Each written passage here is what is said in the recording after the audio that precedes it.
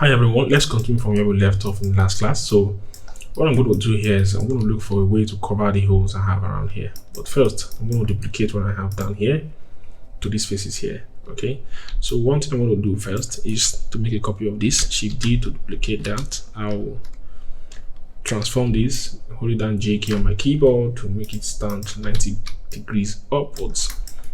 Okay, so I'm going to move this out. This point and move it down, and just so it stays down there. Okay, I'll repeat the same thing here too. Shift D, I'm gonna rotate this holding my J key, please stand 90 degrees upwards, and I'll move it out a bit so it stays around there. Okay, that is fine. I'm gonna do that again to this. Shift D, rotation of 90 degrees, hold down your J key, move it up and move it down here too. Okay, so you're left with just one more across the large side. Shift D, rotation, G on our keyboard, 90 degrees and up there. Okay, move it down a little bit, it stays around here, and I say it's fine that way. Okay, so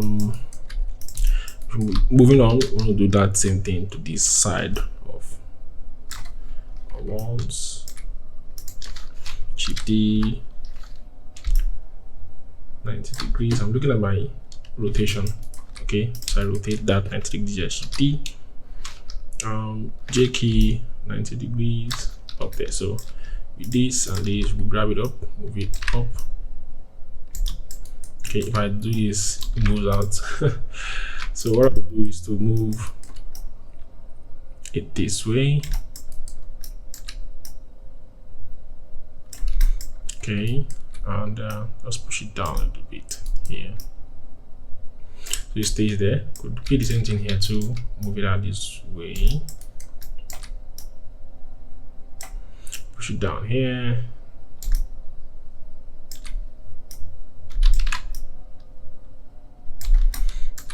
then here too.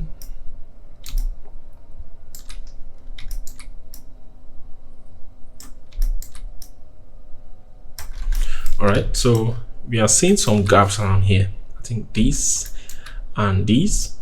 Okay, we could make a copy of this and just cover those gaps.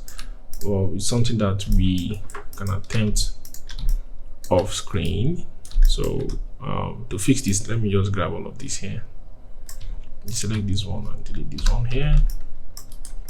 I'll come down here and grab all of this here, grab this here, deselect this one and delete. Okay, so grab these and just push it out a little bit.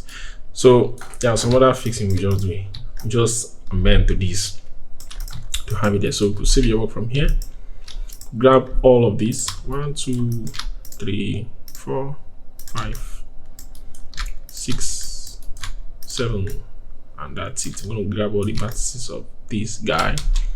I'll take my front view as a guide, push that down to this point. Okay, that's where the ceiling is. Okay, I think this is good enough. Okay, so I think I'm having some, oh okay, maybe some unwelded stuff here. Okay, so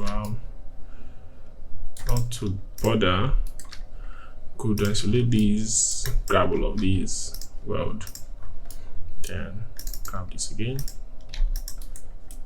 could grab all of these. Oh, this is, oh okay, let's grab vertices, grab all of these, could weld. Right, so that will somehow fix what we wanted, but it doesn't. You could do that at your own time. Okay, so after we've done this, we'll find a way to cover these holes here, these holes we're seeing here, and that might be some kind of extrusion around the base. So what I'll do here is click on the base, hit the duplication key, Shift D, get a duplicate which is down here. I will hide the original and use the duplicate so I'm not messing up.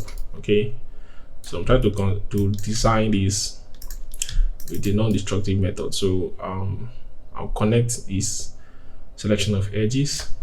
I'll reset my connection tool, I'll slide this one down. Okay, I'm down there. I think that's fine.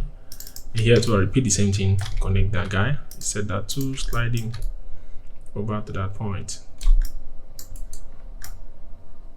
Okay, this is fine. Oh, sorry, I didn't hit enter on my keyboard.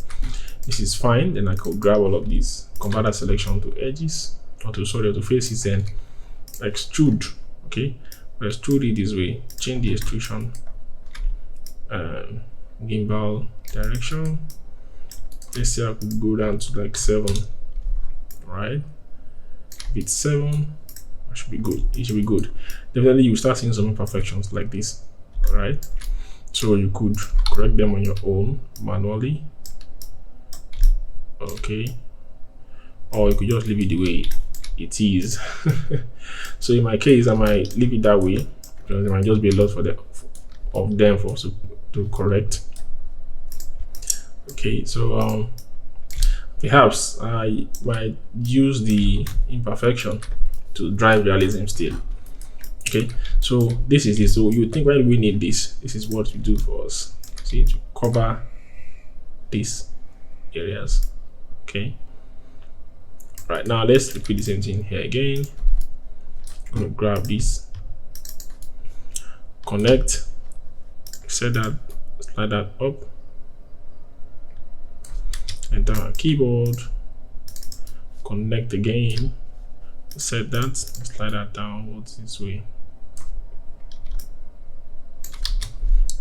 enter my keyboard, let's grab all of these, then I'm going to extrude this to the same thing as 7. All right, so you stand the same way with the rest. So I might fix those imperfections later. Okay, yeah, I could leave it there, you know, just to help with that again, as we mentioned earlier. So one thing I could do, I could leave it this way. All right, and turn off isolation. Now we have this covering here. All right, so we could change this name to something else. All right, and just have it there. So let me hide this for now. Let me unhide the other one. I want to construct the roof, or the base of the roof, how I want the roof to appear. So what I can do here is I'll select these edges.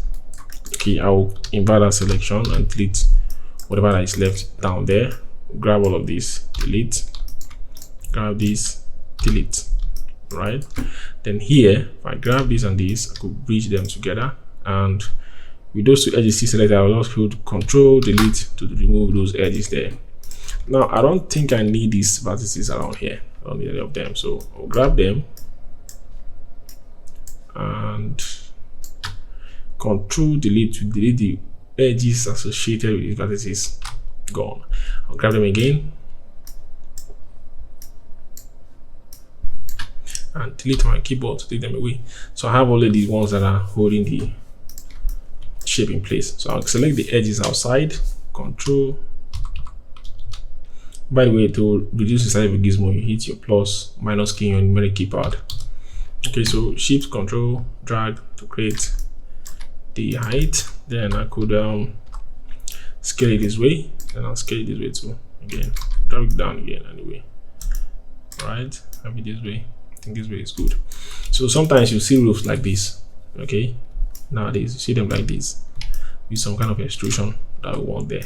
So with this vertices, I have 4 vertices here selected. That means you have 2 on each side. So if I hit weld and increase the threshold a bit, that should be 2 selected. Now 4 becomes 2. That means we've solved that welding issue.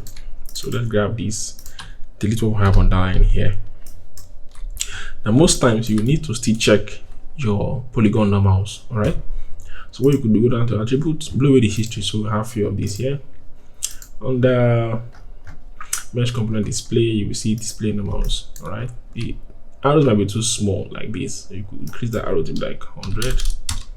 So you see where the normals are pointing. They are pointing away from us when we look at it from this direction. So let's flip this. Let's reverse it. So they point towards us. All right. See this? So that means this is the face that you see. Just turn off display normals and go back to normal mode here. Okay. So I have this. If you feel it's too high, you can still grab it down, take it down. Okay. And I have it there. So we want to construct the roof part 2 for this extrusion. So what we can do is we can isolate this again and grab these 2 edges. You hit connect on our keyboard. Make sure you reset the settings you have there before. Hit enter on your keyboard. Then go down here and grab these edges. Okay. Before I grab that, I will change transformation constraint to edge. So slide along the edge only. Okay. So now that I have that, I could move this one upwards anyway. Yes. This one here. Okay. So now I could grab 1, 2, 3, rather 1, move this one. Just hit connect. And from these, I could grab this up, grab this way. Could even connect these two. Connect. Alright, then grab this up. Grab this way. Definitely, I will not move outside the edge flow. Okay, not even inside. Alright. So what I can do here is to turn off isolation. Let's see what we're dealing with. I want this guy to be around here. Let's look for the